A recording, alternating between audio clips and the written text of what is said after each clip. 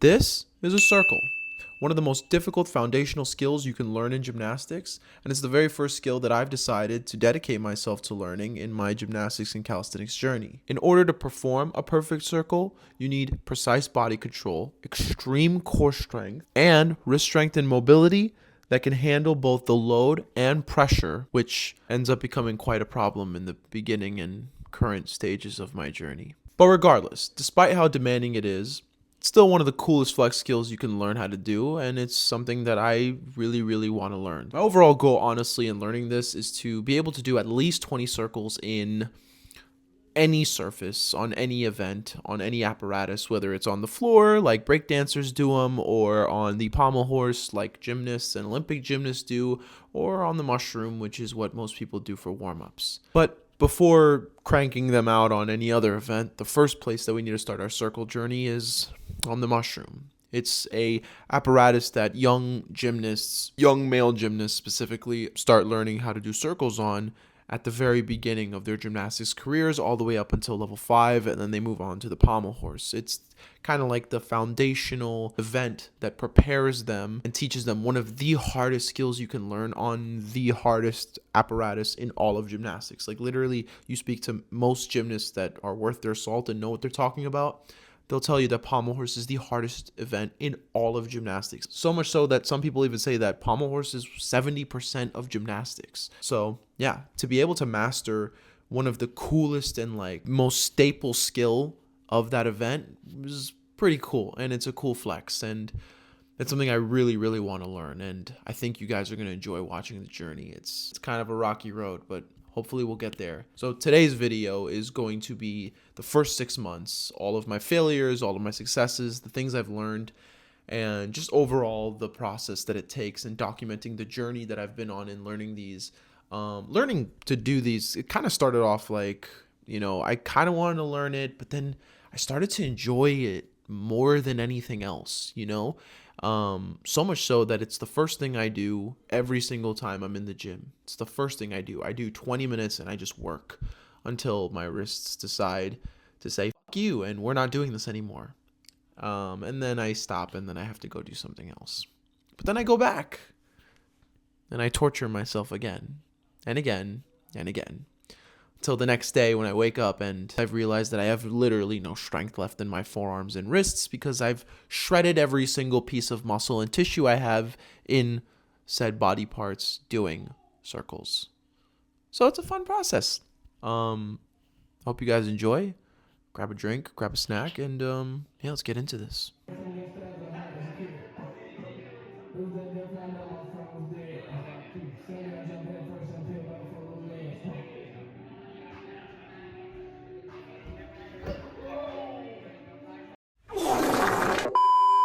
Now, in order to start the whole process of doing circles, you need to learn 4 basic fundamental body positions as well as the wind-up that is needed to give you the momentum to kind of spin in the circle. You need the first body position, which is your first and last body position. It's where you start and where you end, and that is your arched support hold. You're supposed to start in an arch. Basically, you arch your back.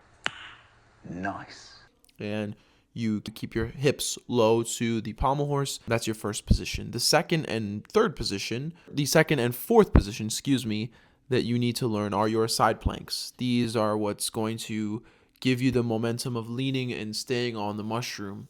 And then the second, and one of the more important ones, is your halfway mark, which is your front support position, and that requires a little bit of shoulder mobility and shoulder strength, and you kind of have to put it all together with the correct timing and tempo. And then last but not least, you also have the wind up, which you need to practice because you need a good wind up in order to get the momentum needed to swing into your first circle. When I started, I quickly learned how to get past the halfway point, but I kept getting stuck at 3/4 for quite a while, and it didn't really seem like I was going to get anywhere, and it just seemed like this impossible task and impossible hurdle to overcome until, well, this happened. Several months later.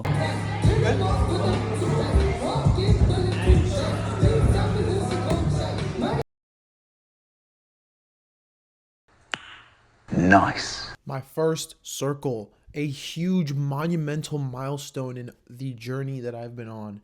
Finally, after all that hard work, all those failures, all those three-quarter circles and falling on my face and hitting my chest and all of those moments, excuse me, all of those moments finally were paying off, and I had something to finally show for all the hard work that I was putting in and all the effort I was putting in and all those three-quarter circles and all of that finally was paying off. Except doing one circle is only half the battle. There's a rule in gymnastics that if you can do 2 circles in a row, then you can theoretically do an infinite number. Your form and your endurance being the only limiting factors that stop that number. Other than that, if you keep that same form and you have the endurance, you can do an infinite number. But unfortunately, in order to get there, we have to bridge the gap between 1 circle to 2. And that's actually really difficult because that arises a new problem. The issue is this whole time I've been trying to learn 1 circle. And so every time I've been doing it, I've been kind of mentally telling myself like, okay, I want to go all the way around and stop. When in reality, you should be thinking, I want to go all the way around and keep going. Because if you have that mentality or you're thinking about stopping to 1, your body's just going to give up at the very end. But we don't want that. We want to keep going. And so it's kind of like having to rewire a habit and rewire your brain to break a bad habit, which was kind of annoying, but it took a lot less time than I would have thought to get my second circle. After getting 2 circles, that same day, I believe, I was struggling to do more than 2, and I was struggling to get 2 consistently. And I remember I sat down and I just closed my eyes, and I wasn't even like purposely doing it, but I was visualizing myself in the first person doing the circles in my head. And I was thinking, and I had my eyes closed, and I was sitting there, and I'm like, okay, this is how it feels. My legs are gonna go around, and I shift, and I lean, and I kick my legs over, and I keep my legs tight together, and okay, I get up, and then this happens. 2 months, 1 hour, 1 hour, and it's on video.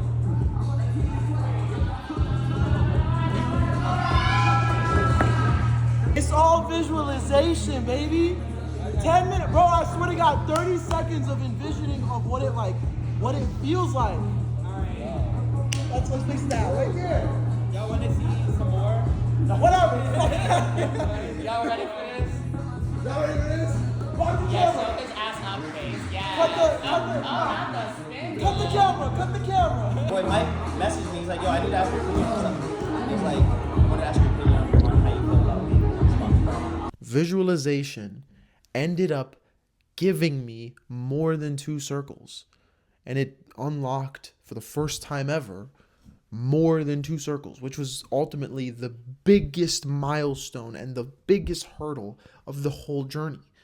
Now, the sky's the limit, and I can do as many as I want. So we kept practicing. But for a weird time, I was only stuck between, I kept kind of flip-flopping back and forth between only being able to do 1 circle and then sometimes getting 2 and then sometimes getting 3, but I never seemed to do more than 3 or 4. I was kind of stuck there for a little while. I remember specifically, I was walking to grab the mushroom to take it to the front to start working on them, and my coworkers and some friends of mine that come to the adult open gym were sitting there, and they saw me and they were like, how many are we going for today? And I was like, I'm going for 5.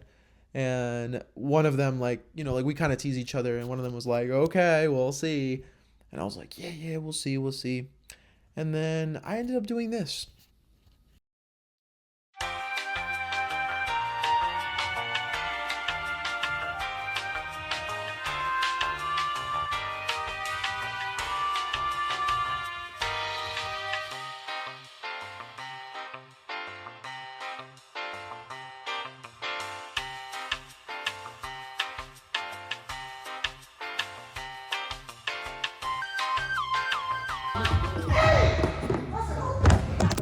Yeah, I got pretty excited for that one. Maybe a little too excited, but regardless, it was a big major moment, and yeah, that satisfaction of doing way more than what your initial goal was, it's pretty cool. It's pretty fun. And now we're starting to get some serious numbers up.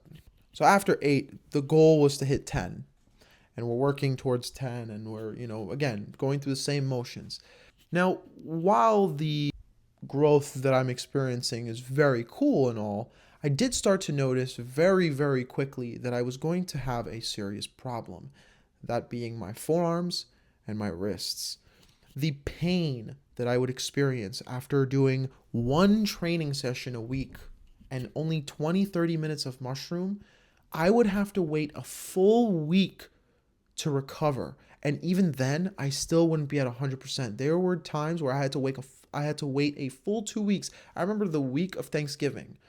My boss Chris allowed me to take the mushroom to my house and I could practice at home. I didn't touch it for the whole week because I literally couldn't. I was like, you know what? I'd rather just let my wrists and my forearms heal than to just continue to do it and overtrain it worse and worse. And it's been a common factor for a while. And so one of my coworkers actually taught me some wrist exercises and some wrist stretching techniques that I could try to help with my wrist flexibility. And I also have been watching a lot of professional gymnasts that do pommel horse and stuff that kind of gave very similar advice. Actually, is the one I posted a YouTube short about it, and it has my most views on any YouTube short that I've posted. It has like 9,000. It blew up kind of, which is pretty cool. But even doing those, even now, I still a lot of times I have to take a week and a half off just because it's so painful. It quite literally feels like when I do the circles, it feels like this forearm bone right here. I don't know if you can see it. That bone right there, this. It feels like it's bending and it's going to snap. Every time I lean when I do my circle and I'm rotating, I literally feel like the forearm is going to snap. My wrists aren't really much of the issue. It's more my forearms. I never knew what it was. Was it an imbalance in my muscles? Was it a lack of wrist strength, which is why my forearms would take the brunt? I never really fully understood that until I spoke to a gymnast or an ex-gymnast rather, who was really, really good. He was a big pommel guy. He spent his whole time on pommel horse during the open gym. And he told me that the mushroom, the top of the mushroom, so the part that you actually put your hands on, that's it's like a leathery feeling. It's like a leathery texture, but it also sinks. So every time you push, you're putting your body weight, instead of having a steady surface where your wrists can't bend, your wrists will actually sink into the material and into the fabric, which puts pressure and strain on your wrists. And that's the real reason why mushroom kind of sucks a lot for your wrists and for your hands. But it's not that bad for kids because they're smaller, so the weight that they're pushing onto their hands and their forearms is not as bad as compared to my 170-pound body trying to do circles on a mushroom. That being said, this isn't as much of an issue on the pommel horse because the pommel horse is a lot sturdier and harder. Granted, you're probably going to feel more of the brunt on your wrists because you're bending them so much, but it's not as severe on the forearms because you're not sinking into it, right? Therefore, the brunt is not going to the forearms. Our next milestone was kind of random. After a couple weeks of taking off and not really touching the mushroom, I got back into it and I ended up hitting 12.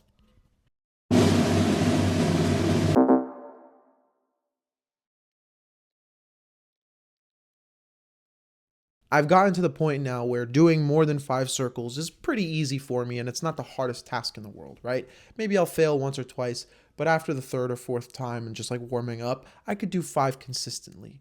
Now at this point in my journey, I pretty comfortably can do almost close to 10, around that number range. I'm just trying to push that higher and higher and higher. And a lot of the times it just comes down to keeping your focus. It's very, very easy to get distracted and to just get excited. And so a lot of the times when I'm doing my circles, especially when I hit 12 and I hit 14, when you're doing them, because when you're doing 5, it's so quick that you get excited and you freak out.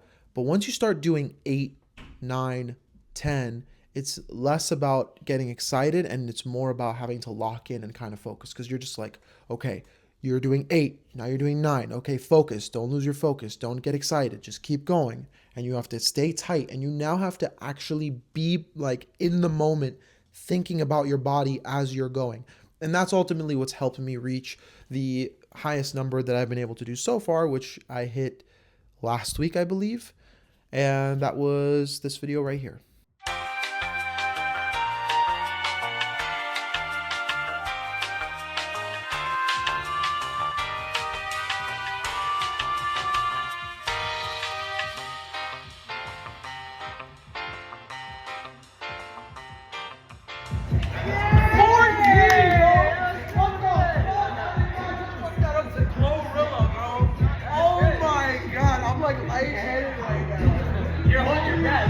By the way, that guy that I'm high-fiving is my boss, Chris. Really cool guy. Has taught me everything that I know in the past 2 years about gymnastics. Really just kind of pushed me to where I am now. And I really wouldn't have developed as much as I would have without him. So shout out to him. Shout out to you, Chris. So I started in April of 2025. And it is now January of 2026. That is 9 months of progress. So not even 6 months, actually. 9 months of progress. And within 9 months, I got to 14 circles. I'm going to keep working on them. And the next milestone is to hit 15. But I know that I can do 20. Until the next video, click the like, subscribe if you liked it. If you have any video recommendations or if you have anything that you want to see, please comment that down below, and I'll see you guys in the next one.